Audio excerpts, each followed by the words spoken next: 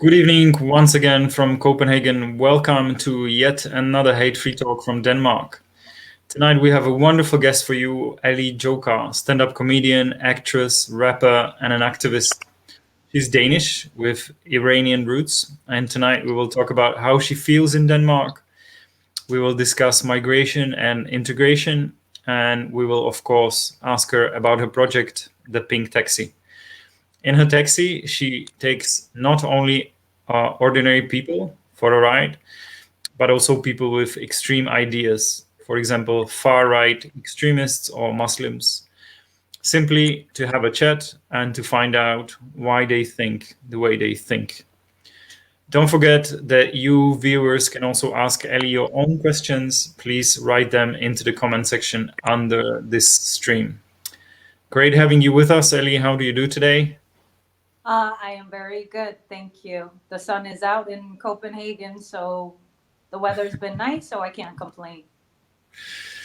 So let's start with the questions right away. Yes. I understand that your parents had to leave Iran. Can you tell us what happened? Yes. Back in '79, when a year before I was born, the Islamic we used to have a king in Iran, and he fled Iran because of some Hezbollahs, and they came in and they took the power. The regime in Iran changed from being an open-minded, modern country in the Middle East to becoming only Muslim country. And in '82, when I was about 2, my parents and we fled from Iran to Denmark. And it sounds like very easy, but it was actually, we walked 3 days through the mountains of Turkey to Iran at night, and got to Istanbul, stayed there for 8 months, and then we came to Denmark. The plan was for us, my parents' plan was basically going to the US because of a lot of Iranians back then moved to Los Angeles and California. But right before the decision was made, my dad's friend came and he said, "You should look at a place called Denmark. It's a small country and it's very comfy, and they're open for refugees." So my parents thought, okay, let's go and see what happens. So we came to Denmark in the beginning of 80, or was it 80 to 83? A lot of people, or some people, let's say, doubt that some refugees have a really valid reason to leave the country. What about your parents? Was the danger very real, or was it more like a Yeah. precaution? Yes, my dad's reason was he was a political activist back then. So what happened was a lot of the regime did not appreciate my dad's political views, and because my parents didn't want us to be brought up in a country where we were forced to be in a certain way, wear hijab, and being forced to not have freedom of expression, freedom of, religion. So my parents were in danger. Basically, my dad was in big danger. So we had to move because otherwise I would have lost my dad.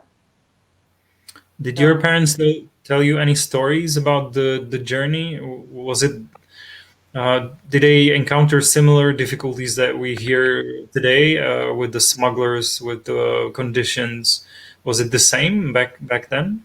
yes, I would say the smugglers have not become any nicer.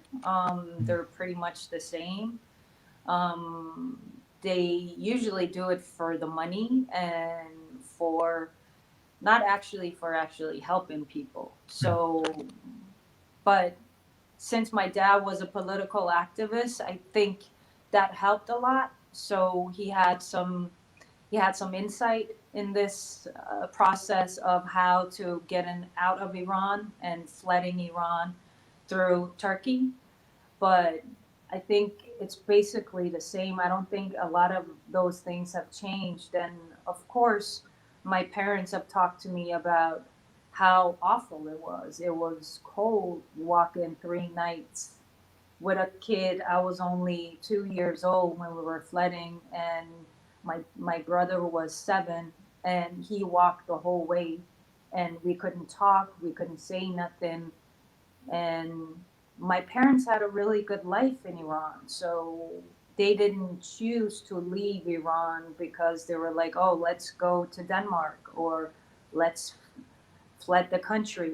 It was because they had no choice. There was no opportunity for my dad to stay there. And the consequence would also have been that my brother, a couple of years later, would have been used as a soldier because he was 7. So a couple of years later, the whole war started, Iraq war, blah, blah, blah. So there was a lot of obstacles. So therefore, it was very important for my parents that me and my brother were safe. My dad was a businessman. He had a really good job. He had shops in Iran. So we came from wealth to nothing when we fled the country. So it wasn't a choice. It was because we were forced to move and become refugees. Did your parents also tell you what happened when they came to Denmark? Was the process of uh, becoming getting a new life here easy, or was it difficult? I would say, of course, they've told me a lot about what happened when we got here. When we got to Denmark, Denmark opened their arms and were really happy that we came. They welcomed us, and I remember my mom telling me when we got to our first house, all the Danes would come with all their stuff, like vacuum cleaners, plates, and all the utilities that we would have used. We needed clothes, and they were really open minded, and they were happy that they could help us. And we spent our first Christmas in Denmark with a Danish family, an older couple that showed us all the traditions, like Christmas food. And we've never celebrated Christmas. So we saw our first Christmas tree. We danced around the Christmas tree because that's a Danish tradition. And Danes were really welcoming, especially towards me and my brother. They were really, really nice and warm when we got here. So was growing up in Denmark same? Was it very cozy, comfortable for you? It's funny that you ask because I actually didn't know I was different until I became, I think, around 10, 11. I really didn't know that I looked a lot different than the other kids. And I knew I came from somewhere else, but I never thought about it.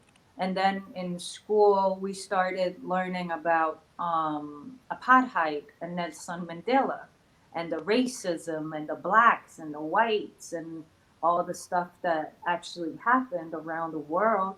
And at that point, I understood, oh, I actually came from somewhere which does not represent blonde hair and blue eyes. In my class, I was the only brown girl with brown eyes and dark hair and looked different and had different food than the others. But I never thought of it as an obstacle in life. I just thought that this was just the way it was. I was a kid, so I think a lot of children, they try to adapt to where they are and try to get the best out of it until they meet the obstacle. I think when I became older in my teens, I started understanding the difference between me and my friends, and I started learning there's some difference between us. Hmm. Hmm. So yeah. Yeah. So there was no bullying, there was no making fun of you, Oh nothing like that. yeah, yeah. Did Oh it? yeah, yeah. Okay. I was bullied. I remember I didn't know why they were bullying me. Like, and that's the thing. I was a kid and I didn't really understand, but I remember the first day in school that all the girls in my class, they stole my, it was raining, so I was wearing like rain boots. So they took my rain boots and they were running around school, outside school, and I was running around with like socks outside in the Mm. rain, trying to get my rain boots. And they were bullying me or they were teasing me, and they were like, oh, and they took my boots and threw it in the toilet and put the other one in the garbage can. And I was bullied because I had a darker mustache than the others, and I make a lot of joke out of that. I was dark skinned and I had big hair, but I didn't really think, like, I didn't feel like it was because I was new. I was looking different than all the other kids.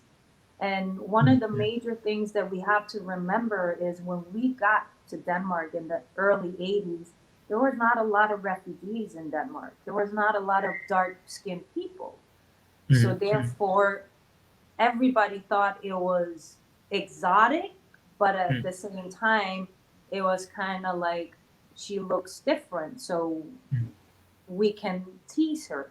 I don't like using the word bully because they became some of my best friends, Mm. like further on in life, because we were kids. Some kids get teased because they are ginger, or wear glasses. I was just dark and looked different than the other kids, so therefore it was an easy target. But Since we're yeah, talking about this, would you say that Danes are very much fitting the stereotype, but that they really are a lot about blue eyes and blonde hair? Is that a big deal around Denmark? what do you mean a big deal?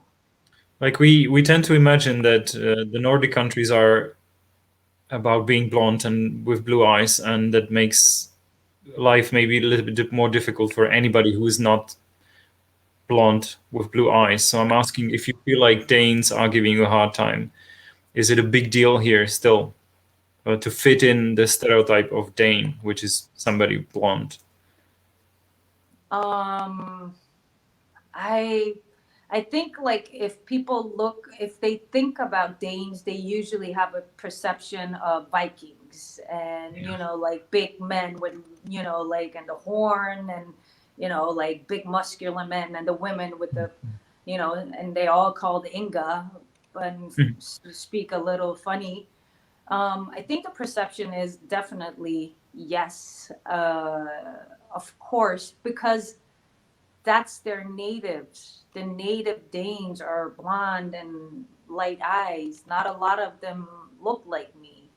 So we have to remember when we're discussion we're at the debating about this is we're still very new in the community. Some of the people that have been living here that are 80, 70 years old, they never really met a brown person. So Mhm. therefore, the fear that they live with is what they read or see in the media. Mhm. Mhm. And I think, of course, when I was younger, I tried to dye my hair blonde and had blue contact lenses. And subconsciously, I was trying to fit in and look like my friends, which were native Danes. But the older I got, I found out my roots and where I came from. I should be proud of it because that's the mixture of me. Being a brown Dane is not a bad thing, because if I lived in Iran and I was a comedian and a rapper and an actress, I would look like everybody else.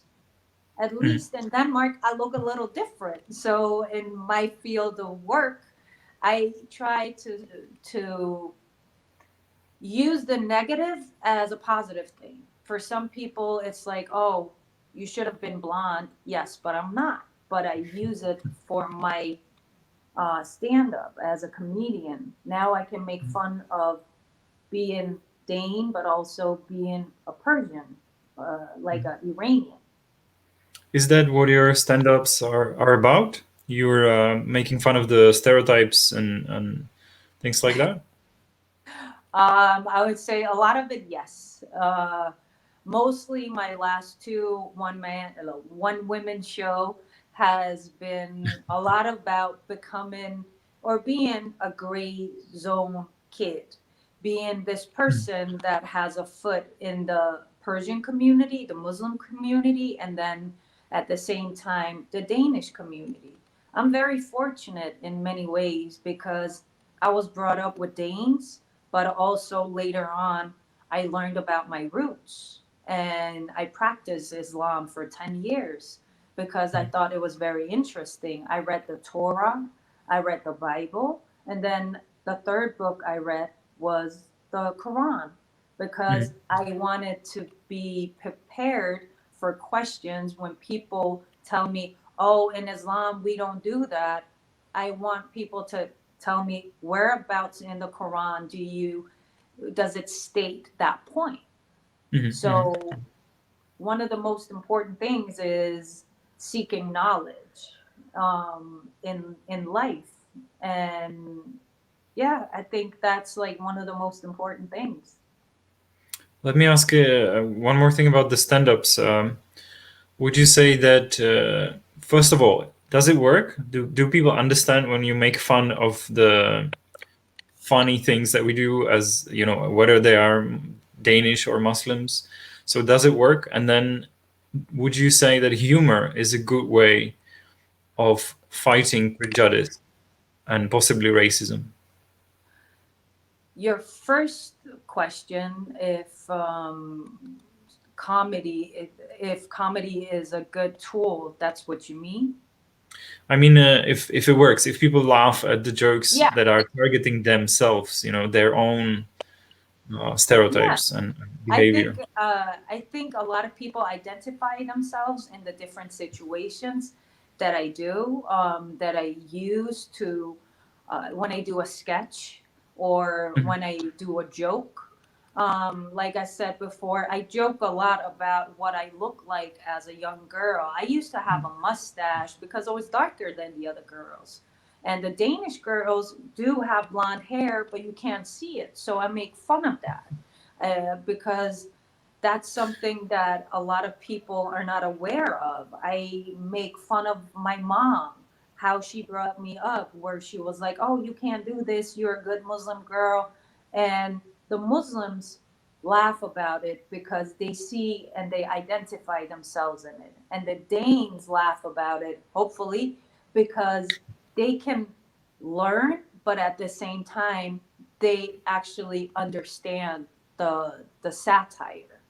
I did a satire show 8 years ago with three other Muslim girls, which went worldwide because this was the first time in Danish history four Muslim girls did a satire show where we were making fun of Muslims, Mhm, but mhm. also the Danes, all the prejudice that was in the community, in the country.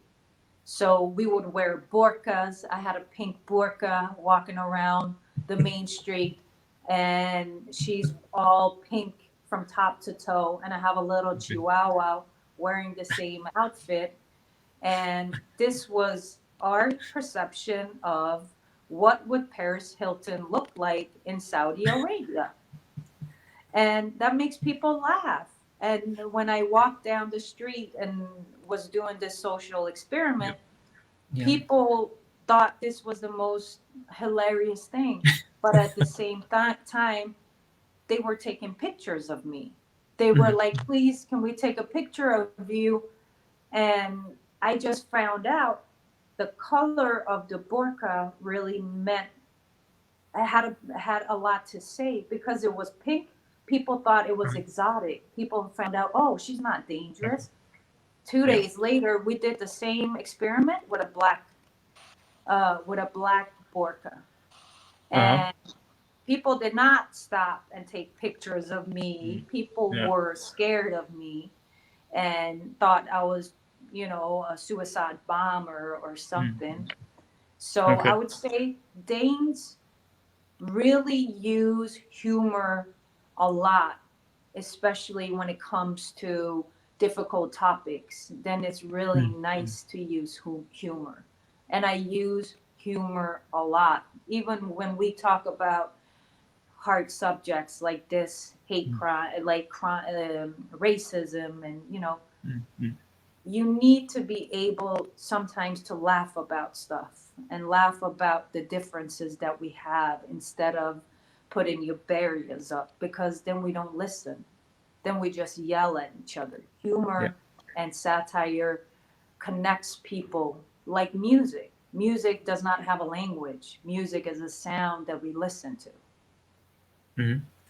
So, are there still people that don't get it, even though you use humor and maybe majority of the people like it and they're able to laugh about it, but some people, either from Danish side or from migrant side, let's say Muslims, they feel it's offensive because somehow, definitely, I would say definitely. I did a video in the pink taxi with a guy called Erasmus, which is an extremist in Denmark. He doesn't really believe in refugees, and he wants all the refugees out of the country. I invited him into my taxi, and we had a very pleasant talk. I actually drove around in the pink taxi for 2.5 hours. Oh, really? That 2.5 hours was put to like 15 minutes of, show. And a lot of Danes did not understand the way I used humor. They thought I was dead serious. And still till this day, I have people writing me, oh, you're like one of those immigrants. You should just get out of the country. We don't like you. You're dark skinned, blah, blah, blah. And on the other side, you got the minorities in Denmark. Sometimes I do some jokes where they get offended. But that's how it is being a comedian, and especially a comedian that tries to use her voice to connect people.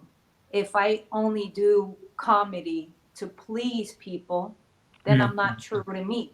So therefore, sometimes I have to search for I try as much as I can to provoke both sides. Okay. It's not, I don't have a plan only, provoking the Danes or the Muslims. I just do it because it feels right. And because I feel like I need to talk about this topic because it's important. I have a tendency of making fun of some of the politicians in Denmark. And especially one of them, she's not married. So I always have a tendency of, joking about her, of why she's not married. And that's because in our culture, when you don't get married, it's like there's a lot of, fun jokes in that too. Are you married too? No. And that's the fun thing. I am so not a part of the whole, I'm 41, I'm not married, I don't have kids. So that's a problem. I say a problem, but it's not really. But in the Muslim community, I should have been married and have kids and etc. But I'm not. So I can make fun of it. And I can make fun of all the women that are not married like me. So you don't fit the stereotype there. I just wanted, because you mentioned briefly Rasmus Paludan. I think very few people actually know him outside of Denmark. But can you tell people what kind of person that is? What kind of politician is he? For our last political round that we had, Rasmus Paludan came out with a party called Standups, which is, which believes, like, he is a guy that went around Denmark in ghetto areas where a lot of immigrants are, and he would burn the Quran. And that was his demonstration. He was like, I do have freedom of speech and I can burn the Quran if I feel like it, and therefore I will burn the Quran. A lot of people were upset about this. A lot of people were demonstrating against Rasmus Paludan because he was doing all these things to get attention. He started off being a YouTube guy that was just doing some YouTube videos. And after a while, he got enough votes to actually be a part of the whole political vote.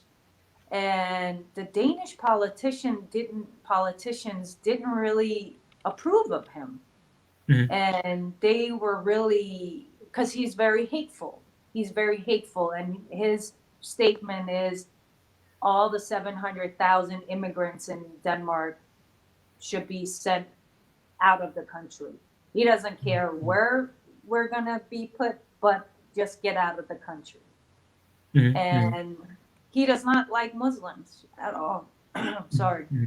He doesn't like Muslims, and he's a very different type of extremist. He's a Danish extremist, and then you got the Muslim extremist.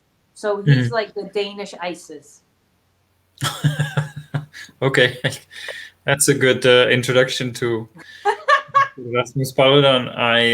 I would just add one information that I hear a lot from Danes, that quite a lot of Danes are upset that he actually that the Danish state had to spend a lot of money on security for Mr. Paludan, because apparently, he can he needs a lot of police to guard him when he is burning the Quran. Okay, since you already mentioned also the pink taxi again, let's talk about it a little bit. So what kind of idea is it? How did you get it? When did it start? I started the pink taxi about 3.5 years ago. I was on my way home from Miami, Florida. On the plane, I watched there was like this travel show in Dubai where they had pink taxis, which are driven by women, and these taxis are only for women and kids and women with their families. And on the same trip back home to Denmark, I saw comedians in cars having coffee with Jerry Seinfeld. And I love Jerry Seinfeld because he's super intelligent. So my idea at the beginning was, why don't we have pink taxis in Denmark? Because what if we had pink taxis driven by women, and more women would actually be able to work, like women that like driving a car? And if we try to rebrand the whole taxi business. That was the original idea. And then I was like, what if I just invite different people into my taxi and just have a conversation with them? Because we've seen talk shows where people come in and they talk to celebrities and etc. But I felt I could give a space, a room to talk to people, ordinary people, celebrities, extremists, just like people. Like if you're a cab driver, you can never decide what kind of person gets into your taxi. So I was like, that's what I really want to do. So the idea was basically meeting people and talking to people. And I love being getting my mind stimulated by other people's point of views. And I want to learn, why do you have that point of view? Why do you feel like this? How did you become a rapper? How did you become an extremist? Why are you wearing a burqa? Why, like all the questions that comes to my mind.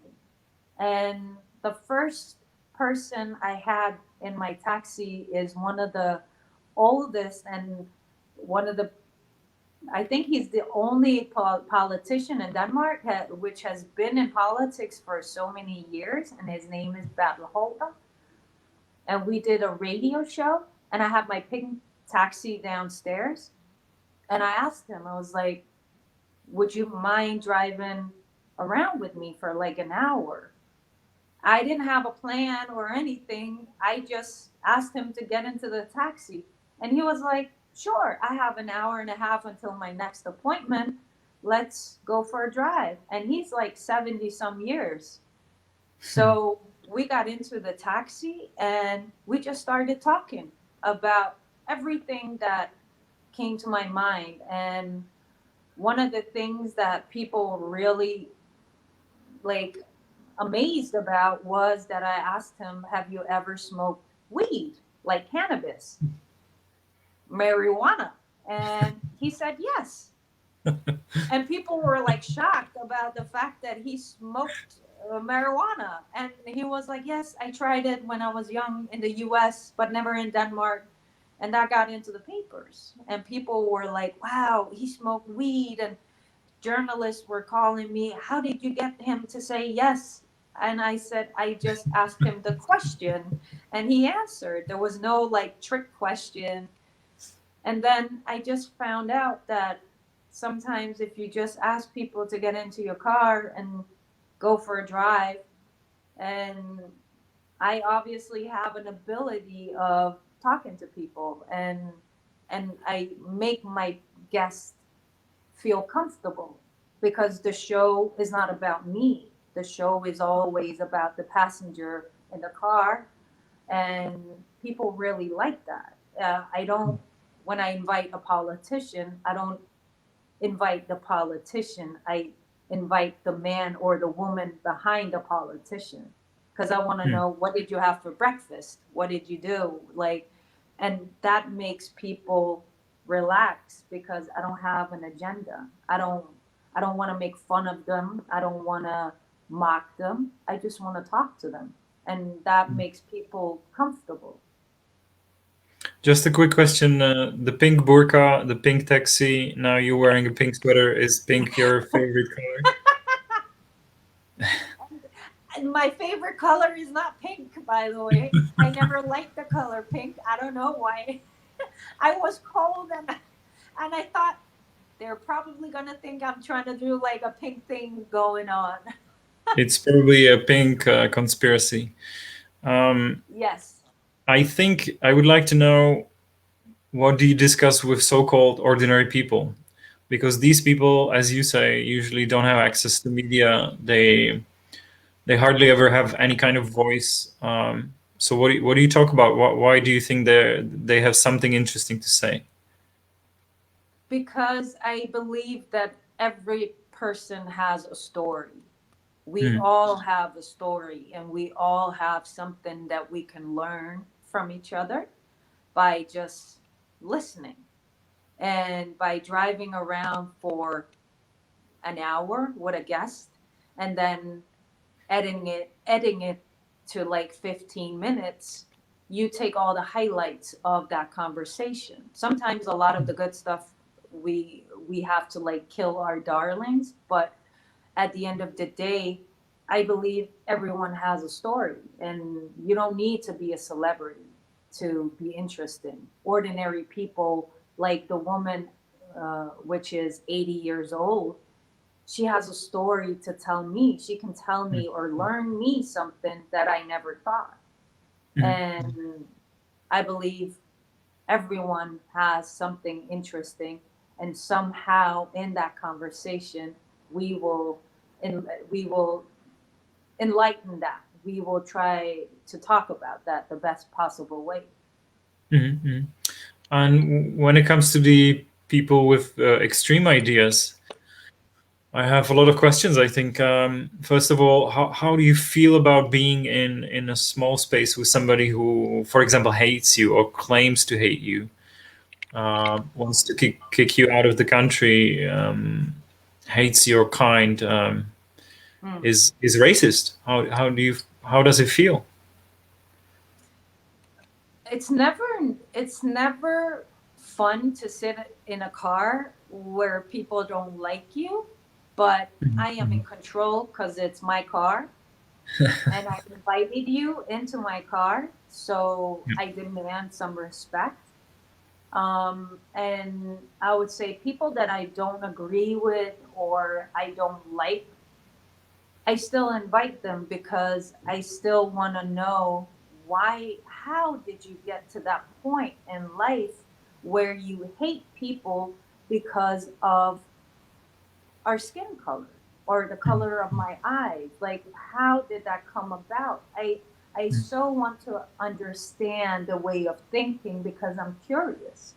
And I think because I am so curious, um, I have a tendency of actually ignoring the fact that they don't like me. Or if they feel like, oh, I'm not supposed to be a part of this country, but you still got into my taxi to talk to me.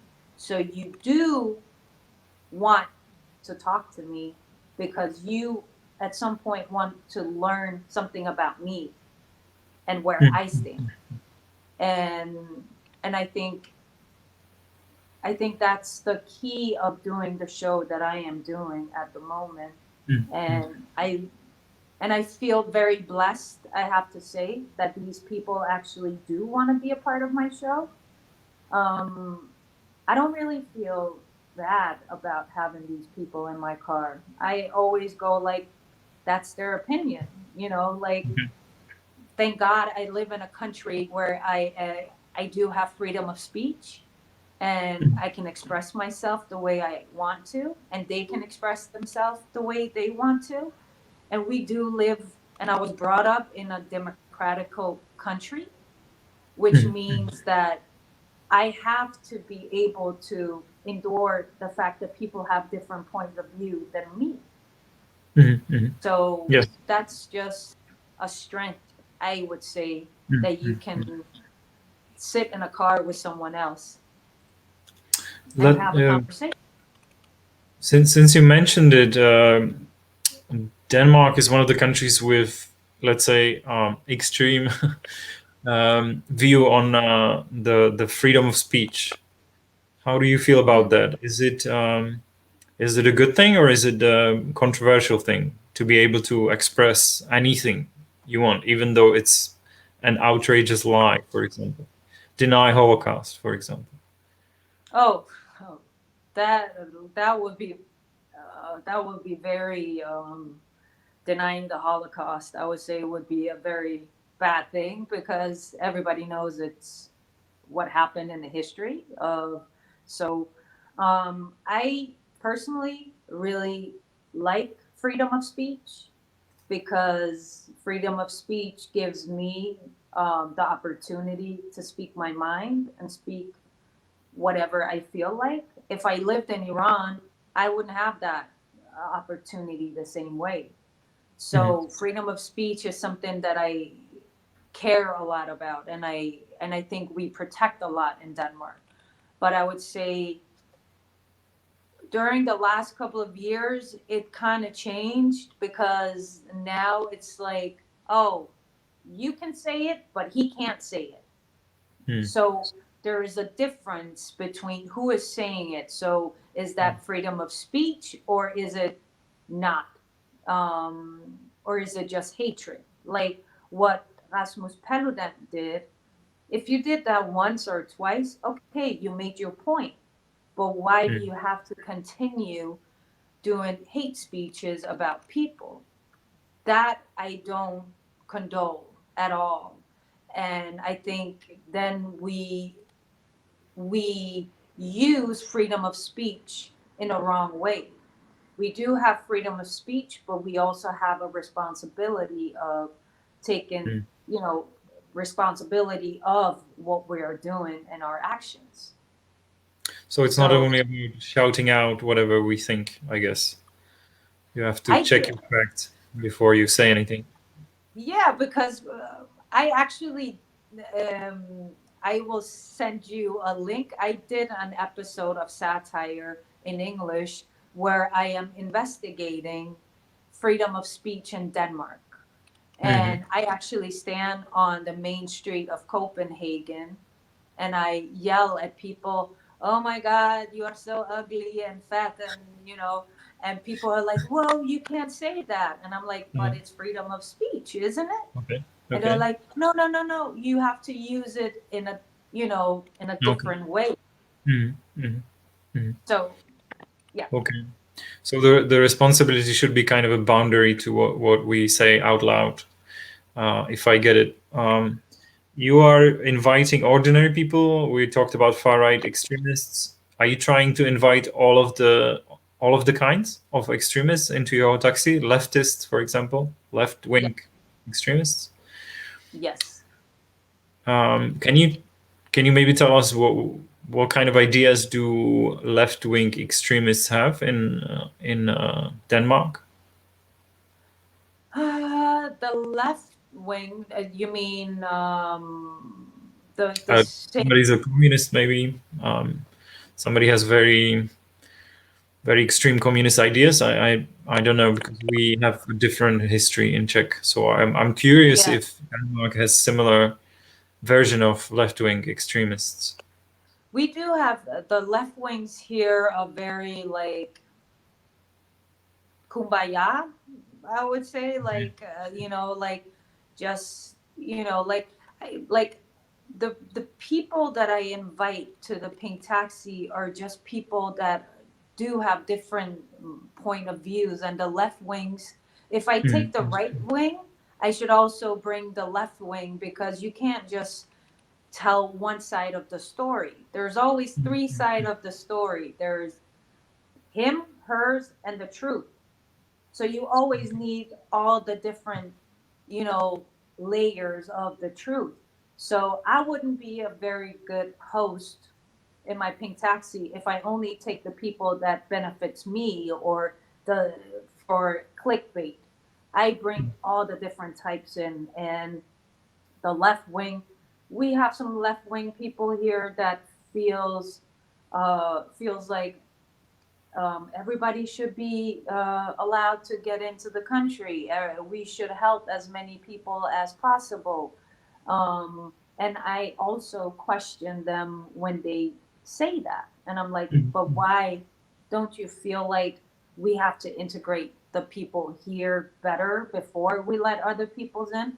Because that's what a Dane or a right wing person would be thinking if I don't ask the critical questions. And they usually wouldn't expect me to ask them those questions.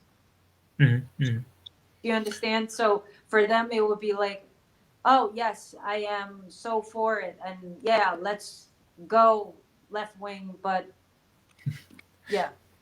Then they maybe don't have really detailed idea about how to do stuff they want, right? Is that happening sometimes?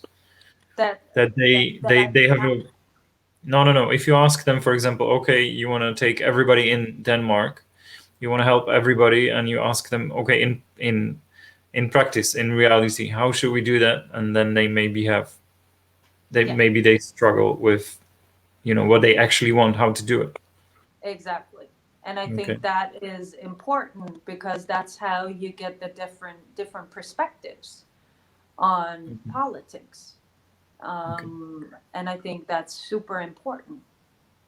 I was also trying to express myself to get to the point that I think that you are trying to provoke people into thinking their ideas more through, because it's easy to shout something.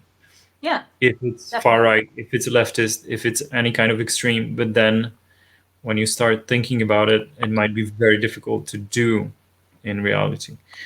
I think quite a lot of people would be interested in Czech, where we don't have a large Muslim community, in the Muslim extremists that you met in your project. What do you think about these people? Oh, I think all kinds of extremists are bad, personally. But I always find it super interesting. How did you get to that point? Like, why do you feel like wearing a burqa? Because for other people, that's an extreme thing to do to express how you choose to live your life. And I don't applaud people being extremists, but that's their life. That's the way they choose to live. And who am I to decide what's right or wrong? So I feel like I give them the space, the pink taxi to express their feelings and express their way of thinking, to start a debate about, okay, is it a positive way of living? Or maybe sometimes people can actually learn. For example, I had a girl that are wearing a niqab, which means you can't see nothing. You can only see a little bit of her eyes. And I learned from that taxi drive that her family, and she's from the Middle East, I learned that her family didn't want anything to do with her when she put on the burqa. So she has no contact with her family because her family do not believe in the niqab. She chose to wear that because that's how she felt that she was getting closer to what she believes in. And my way of thinking, I was like, what? I thought your family were like, oh, great. Now you're wearing a niqab and they were happy. And she was like, no, I don't have any contact with my family today because I chose to wear this niqab. So sometimes some of the thoughts, prejudice that I have are also being, met through a conversation. Because then I found out, okay, it's not something her family forced her to do. It's not something that's a part of her culture. She just felt like doing it. So, yeah. Since we're talking about the burqas, if I remember correctly, it's prohibited to wear burqa in public in Denmark. Yes. What is your personal opinion about that? Is it a valid thing to ask to people? Not, please don't wear burqas when you're in public, or is it a violation of rights of Muslims? I think exactly that law, if that was more aimed for the country, like like a more broadened thing, it would have been okay. But since it was like politics um, directed towards the Muslims, I believe that was a wrong way of. Um, I just thought it was not the right way of finding a solution, because the most at that point, the people that were wearing a burqa registered in Denmark, 70% of the women wearing a burqa, which was seven girls in Denmark registered as burqa users, were Danes. Danish, yes. Okay. So it was girls that converted to Islam and chose to wear a burqa. Not a lot of Arabs, Persians, Turkish, Pakistan. They don't really wear burqas because it's not seen very well upon. Okay. So when this rule came about, we were discussing 7 people in Denmark, and we were using a lot of space in the media, a lot of time discussing, should we wear burqas? Shouldn't we? They made it into like everybody was wearing a burqa, but there was only 7 people wearing this burqa. So it was targeted to 7 people, which were also ethnical Danes. So the problem was kind of like not true because they weren't really telling the truth, and they weren't making it into like all Muslim women were wearing a niqab or a burqa in Denmark, Okay. and not a lot do. And I think the women that began wearing the burqa afterwards were basically trying to provoke. They wanted to Mm, provoke, mm, mm, mm, mm, the government, and they felt like, why do you want to choose what I can wear and what I can't wear? mm, So can mm, Christians not wear the cross? Can the Jews not wear their hat? mm, mm. I don't remember the name in English, but so how far can the politicians go of choosing what we can wear and what we can't wear? I Mhm, think that mm. is the major problem, is when the politicians were trying to Okay. decide that. So if I understand correctly, it became more a political issue than something targeting uprooting Yeah, extremism, and it's probably exactly, not exactly. gonna solve extremism in the Muslim Yeah, community if you ban yeah. the borders. Okay. Um, I think I would like to ask you, what's the current situation right now in Denmark? You are a Muslim. You are of Iranian descent. You are publicly very active. How do you feel right now living in Denmark? What's the atmosphere like?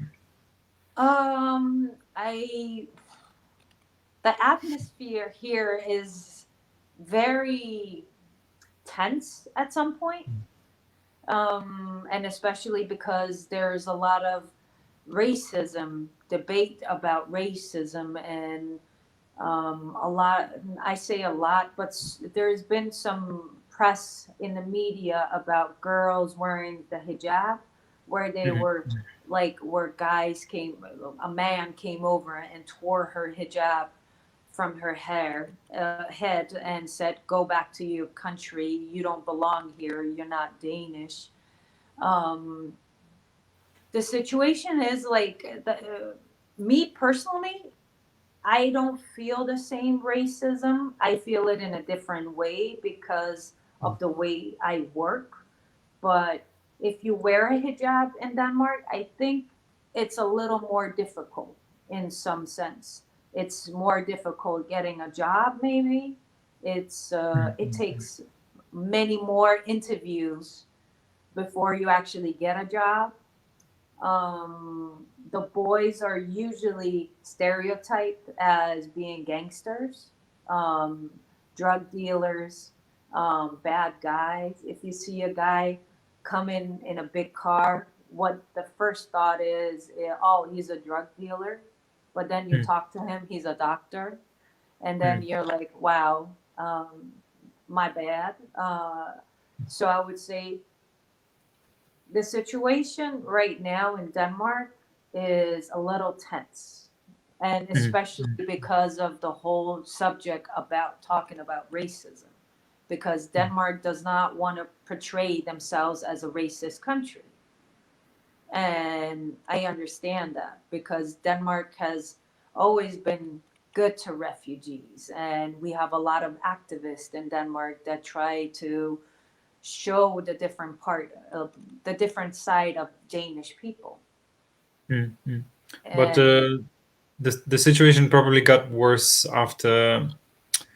I think you mentioned in your interviews 9/11, and then rapidly after the yeah, so-called refugee crisis. That's when things got more intense, right? Also yes, in Denmark. especially after 9/11, that was one of the big things.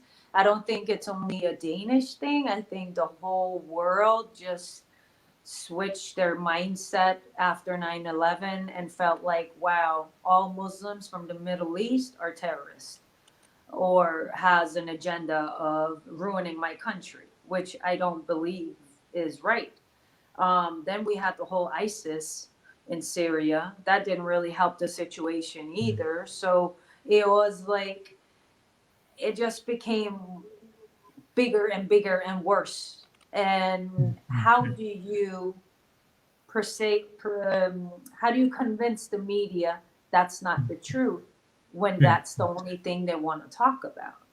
They only want to talk about ISIS and identify Muslims as ISIS and extremists, and that's not the truth. And that's why I do what I do in my work, to show the different, the different, I can't say that word, the different types of people Varieties. that we represent. Yeah, yeah, I can't say that. Varieties. Yeah. Is that also the reason why you're not only an entertainer but also an activist? Do you feel like you want to be active in society and help some causes? Of course, of course. It's very important when you have a voice in a community, in a country, that you use it the best possible way. And you try to raise your voice when you hear something and you feel like this is not right. And but what I do, I use a lot of humor. I use satire. I use the pink taxi. I try the most possible way of try to show them the show them through humor, how we can laugh at our own stupidity sometimes. Okay. Well, just by the way, what kind of topics are you involved in? Is that that's the migration topic, of course, but what are the others that you work on? I work on LGBTQA plus blah blah blah blah blah. That's one of the things that I've done some. I've done some for hate crime.